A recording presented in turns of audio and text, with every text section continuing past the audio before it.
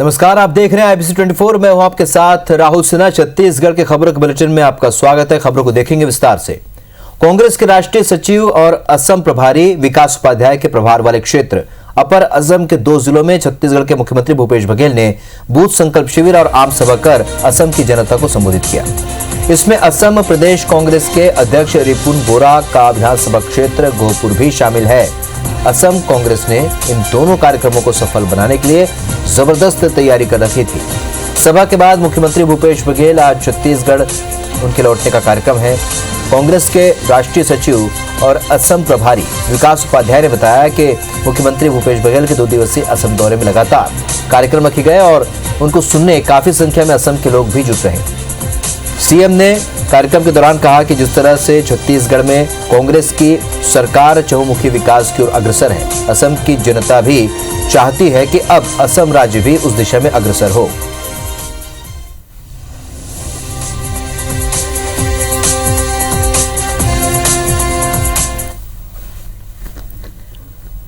छत्तीसगढ़ में महिलाओं के खिलाफ बढ़ते अपराध के विरोध में भाजपा महिला मोर्चा प्रदेश सरकार के खिलाफ हल्ला बोलने जा रही है। महिला मोर्चा की ओर से 20 फरवरी को प्रदेश के सभी जिलों में धरना दिया जाएगा। रायपुर में आयोजित धरना में रायपुर शहर, रायपुर ग्रामीण, भिलाई जिला, दुर्ग शहर और दुर्ग ग्रामीण की महिला कार्यकर्ता शामिल होंगे। बूढ़ा तालाब स्थित धरना स्थल पर सभा के बाद महिला कार्यकर्ता राजभवन की ओर पैदल मार्च भी करेंगी और राज्यपाल को ज्ञापन सौंपेंगी। इस आंदोलन के बारे में जानकारी देते हुए पूर्व मंत्री लता उसेंडी ने कहा कि ये सरकार महिलाओं के खिलाफ हो रहे अपराध को रोकने में असफल साबित हुई है। लड़कियों की तस्करी के साथ गैंगरेप की घटनाएं भी बढ़ रही हैं, लेकिन सरकार इस ओर ध्यान नहीं दे रही है। सरकार के इस ओर ध्यान आकर्षित कराने के लिए आगामी बजट सत्र के दौरान विधानसभा का घेराव भी किया जाएगा।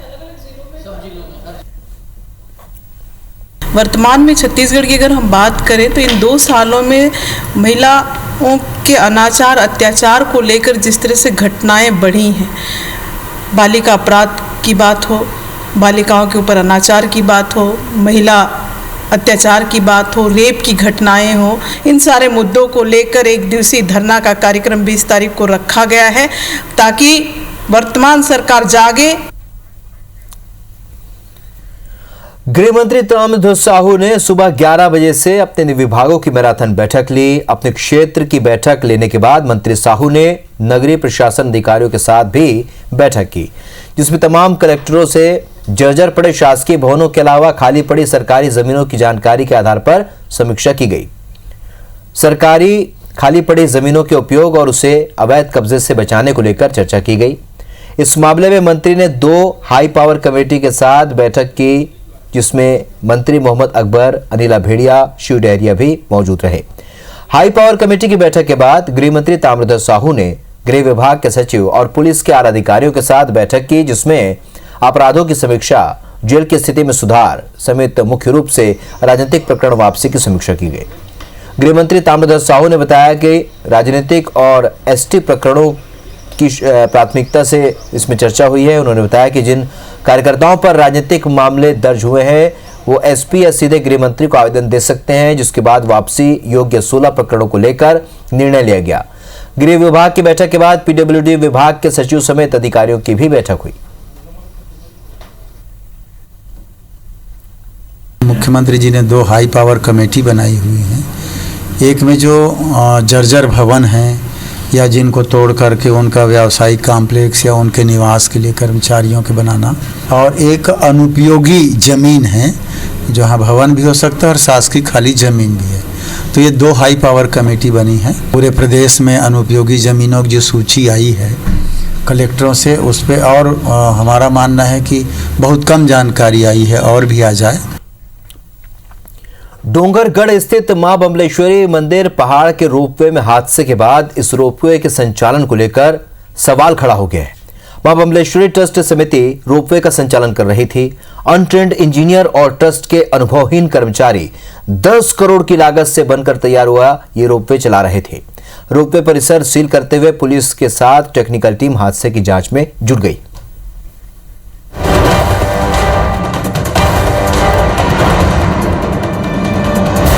रोंगटे खड़े कर देने वाली ये तस्वीरें डोंगरगढ़ स्थित मां बबलेश्वरी मंदिर पहाड़ के रोपवे में हादसे के बाद आई है, जहां 17 फरवरी को 300 फीट की ऊंचाई से रोपवे की लगेज ट्रॉली गिर गई। इस हादसे में मंदिर के कर्मचारी की मौत हो गई, जो मजदूरी करता था। बड़े हादसे और मौत के बाद प्रशासन हरकत में आया। रोपवे परिसर सील करते हुए इसको संचालन भी बंद कर दिया गया। पुलिस के साथ टेक्निकल टीम भी हादसे की जांच में जुट गई है। इस संबंध में अभी ग्रामीण और ट्रस्ट के जो मेंबर्स हैं उनसे बातचीत हुई, दोनों पक्षों से बातचीत कराया गया और दोनों उस जो उनकी जो मांगे थी और जो क्षतिपूर्ति था वो उसके सहमत हुए। इधर हादसे के बाद दूसरे दिन मृतक के परिजन ने मां बबलेश्वरी मंदिर के गेट में ताला जड़ दिया। स्थानीय प्रशासन और मंदिर प्रशासन के खिलाफ जमकर नारेबाजी की गई। मुआवजे की मांग करते हुए प्रदर्शन किया गया। अफसरों की समझाइश के बाद किसी तरह परिजन माने और श्रद्धालुओं के लिए गेट खोल दिया गया। ट्रस्ट की ओर से मृतक के परिजन को 5 लाख मुआवजा देने की घोषणा की गई। कल रात जो हादसा हुआ था जिसमें जो गुड्स ट्रॉली थी उसमें नीचे से जो सामान जा रहा था ऊपर से जो मजदूर आ रहे थे उसमें कुछ तकनीकी कारणों के कारण उसका रोपवे गिरने उनकी डेथ हुई है। इस संबंध में पुलिस इसमें जांच कर रही है और प्रिकॉशन के रूप में रोपवे को बंद कराया। रोपवे ट्रॉली के गिरने के बाद रोपवे का संचालन सवालों के घेरे में है। मां बबलेश्वरी ट्रस्ट समिति रोपवे का संचालन कर रही थी। जानकारी के मुताबिक बिना ट्रेंड इंजीनियर के रोपवे संचालित हो रहा था। ट्रस्ट के अनुभवहीन कर्मचारी रोपवे चला रहे थे। आपको बता दें कि नया रोपवे 10 करोड़ की लागत से बनकर तैयार हुआ था। 4 साल में दूसरी बार रोपवे की ट्रॉली टूटने की घटना हुई है।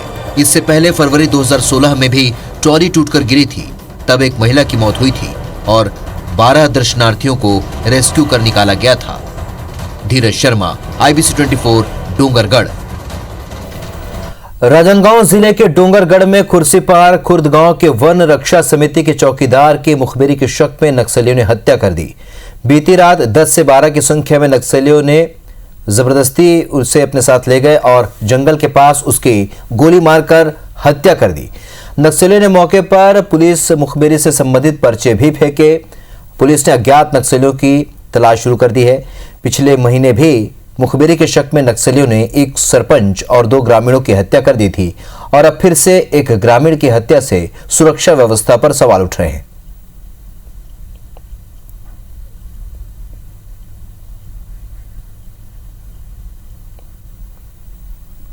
तो आपको बता दें कि बहुत समय बाद इस क्षेत्र में नक्सली सक्रिय हुए हैं और पर्चा फेंककर अपनी उपस्थिति दर्ज कराई है।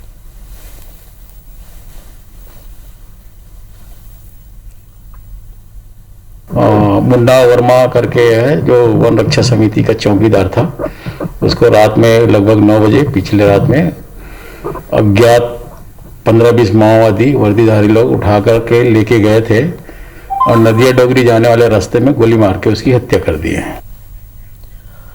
और अब खबर बिलासपुर से, जहां नशे के आदी बेरहम बेटे ने 87 साल की बुजुर्ग मां की हत्या कर दी। घटना तोरवा इलाके के देवरी खुर्द में हुई।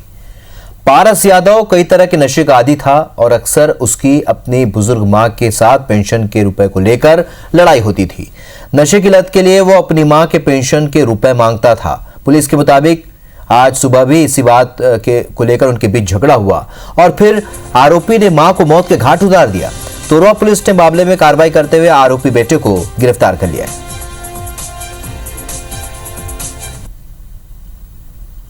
आरोपी नशे का आदी था जो अपनी मां के पेंशन की राशि पर ही डिपेंड था। यह आरोपी पारस यादव, उसको अरेस्ट कर लिया गया है और उसके विरुद्ध 302 भारतीय दंड संहिता के तहत कार्रवाई की जाएगी। केशकाल नगर पंचायत में एक भवन निर्माण के दौरान सेप्टिक के गड्ढे में शटरिंग खोलने के लिए उतरे एक मजदूर की दम घुटने से मौत हो गई। दरअसल सेप्टिक के गड्ढे में उतरे 2 मजदूर दम घुटने की वजह से बेहोश हो गए थे, जिसके बाद जेसीबी की सहायता से दोनों मजदूरों को बाहर निकाला गया और उन्हें अस्पताल ले जाया गया। लेकिन इलाज के दौरान एक मजदूर की मौत हो गई, जबकि दूसरे मजदूर का इलाज जारी है। पोस्टमार्टम रिपोर्ट के बाद आगे की जांच की जाएगी।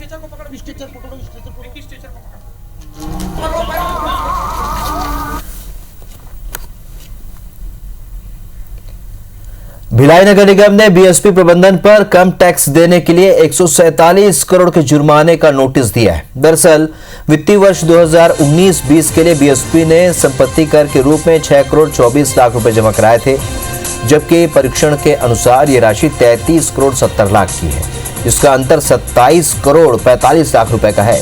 दरअसल इस ऑडिट में बीएसपी ने भूमि, भवनों और कारखानों का पूरा विवरण नहीं दिया था और वास्तविक प्रॉपर्टी टैक्स से 10% कम राशि जमा की थी, जिसके चलते अब छत्तीसगढ़ नगर पालिका नियम 1997 के अनुसार भिलाई निगम ने बीएसपी पर 172 करोड़ 49 रुपए के जुर्माने का नोटिस दिया है। नोटिस मिलने के 15 दिन के भीतर बीएसपी प्रबंधन को अपना पक्ष रखने के लिए मौका भी दिया गया। जो स्वविल जमा करना रहता है, जो प्रस्तुत करना रहता है, उसमें उनके काफ़ी अंतर पाया गया है। इसके अलावा उनकी स्वविल जो है असत्य पाई गई थी, जिसके तहत जो है उनको संपत्ति कर की राशि जमा करने के लिए नोटिस जारी किया गया है। वित्तीय वर्ष 2019-20 का संपत्ति कर है, जिसके लिए बीएसपी प्रबंधन को नोटिस जारी किया गया है। इस बीच रायपुर से एक बड़ी खबर मिल रही है। पर्यावरण प्रदूषण मंडल के साइंटिस्ट को सस्पेंड कर दिया गया है। सिविल सेवा आचरण के तहत निलंबित किया गया है। अस्पताल में निरीक्षण के दौरान पैसे मांगने का उन पर आरोप है और मंत्री मोहम्मद अकबर ने तत्काल कार्रवाई के लिए आदेश दिए थे। विनय वर्मा हमारे सहयोगी इस वक्त फोनलाइन पर जुड़े हैं। विनय, क्या कुछ कार्रवाई हुई है? देखिए, जो महिला साइंटिस्ट है उनको अभी फिलहाल जो रीजनल ऑफिस में वो पदस्थ थी और उन्हें जो पर्यावरण मंडल की जो मुख्यालय है वहां पर उन्हें अटैच कर दिया गया है और आगे की जांच हो रही है। मामले के तथ्य क्या है, तो कुछ दिन पहले खरोरा जगह पर वहां पर एक शिशु रोग विशेषज्ञ और उनकी एक क्लिनिक थी, वहां पर 2 अधिकारियों की टीम वहां पहुंची थी और जांच के बाद में उन्होंने बताया कि पर्यावरण के जो नॉर्म्स हैं उसका पालन हॉस्पिटल में नहीं हो रहा है, जिसके कारण से उन्हें जुर्माना और तमाम जो कार्रवाई है उनके ऊपर की जाएगी, जिसके एवज में उनसे जो मामले दबाने के एवज में उनसे कुछ पैसे की मांग की गई थी। हालांकि उन्होंने बताया कि वो जल्दी ही जो नोटिस है उसका जवाब देंगे और बाकी जो कमियां हैं उसे भी दूर कर देंगे, लेकिन अधिकारी उसके एवज में मामले दबाने के एवज में पैसे की मांग करते रहे। जिसकी जो शिकायत है डॉक्टर ने आईएमए के माध्यम से पर्यावरण मंडल के जो मंत्री हैं उनसे की थी, जिसके बाद में जांच उसकी की गई और मामले को सही पाया गया है और उन पे कार्रवाई की गई। अब जो पर्यावरण मंडल है उन्होंने जो दूसरे अधिकारी कौन से गए थे उनकी भी खोजबीन वो शुरू कर दी है और पता लगाया जा रहा है कि कौन से अधिकारी है जो ऐसी तरह से जाकर के डॉक्टरों और तमाम लोगों को जो नियमों का हवाला दे करके और उन्हें धमकाते हैं, तो ऐसे लोगों पे अब कार्रवाई की जाएगी और फिलहाल जो महिला जो साइंटिस्ट है उन्हें अटैच कर दिया गया। दूसरे जो अधिकारी हैं उनकी खोजबीन शुरू की जाएगी। चलिए विनय, जानकारी के लिए आपका बहुत बहुत शुक्रिया। नए केंद्रीय कृषि कानून के विरोध में आरंग में ट्रेन रोकने के लिए इकट्ठा हुए किसानों को पुलिस ने रेलवे स्टेशन के अंदर जाने से रोक दिया। इस दौरान किसानों और पुलिस के बीच झूमाझटकी हुई और इसके पहले किसानों ने आरंग रेलवे स्टेशन के सामने केंद्रीय कृषि कानून के विरोध में धरना प्रदर्शन किया। किसानों के रेल रोको कार्यक्रम को देखते हुए आरंग रेलवे स्टेशन के आसपास काफी संख्या में पुलिस बल तैनात किया गया था। स्टेशन जाने से रास्ते को बैरिकेड करके रोका गया था और इस पुलिस के रोके जाने पर किसानों ने एसडीएम और स्टेशन मास्टर को राष्ट्रपति के नाम ज्ञापन सौंपा। दुर्ग जिले के किसानों ने भी रेल रोको आंदोलन किया, जिसके तहत किसान रसमड़ा स्टेशन पहुंचे, जहां उन्होंने नए कृषि कानूनों के विरोध में नारेबाजी की।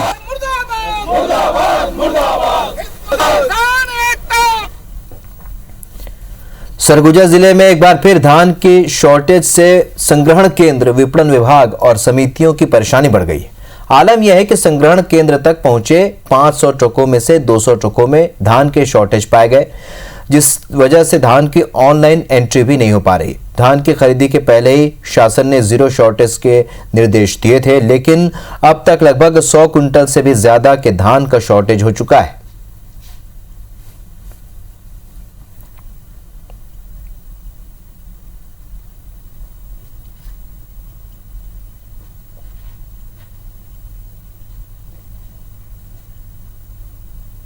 ट्रक में हुआ 500 ट्रक तो आ गए। शॉर्टेज में आता है, किसी में 2 कुंटल 2.5 कुंटल, किसी में 1 कुंटल, किसी में ज़्यादा आ जाता है 5 कुंटल तक। वो तो बाद में पता चल पाएगा कितना कुल 60,000 है, किस समिति से कितना आया है।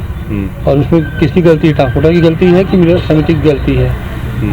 अगर समिति ट्रांसपोर्टर जो है तौला के लाया होगा तो ट्रांसपोर्टर से कटेगा बिल में से, तो समिति से कटेगा मिलान के बाद। बिलासपुर में कांग्रेस भवन के लिए पार्टी अब नए जमीन की तलाश में है, क्योंकि प्रस्तावित जगह को कांग्रेस पार्टी ने वास्तु के हिसाब से ठीक नहीं माना है। दरअसल 7 महीने पहले पुराने कांग्रेस भवन के पास ही नया भवन प्रस्तावित किया गया था, जिसका ऑनलाइन शिलान्यास भी हो चुका था, लेकिन लोगों के विरोध के बाद पुराने कांग्रेस भवन को तोड़कर नया भवन बनाने का प्रस्ताव दिया गया, लेकिन इस पर भी बात नहीं बन पाई, जिसकी वजह वास्तु दोष को बताया जा रहा है, जिस पर विपक्ष भी चुटकी ले रही।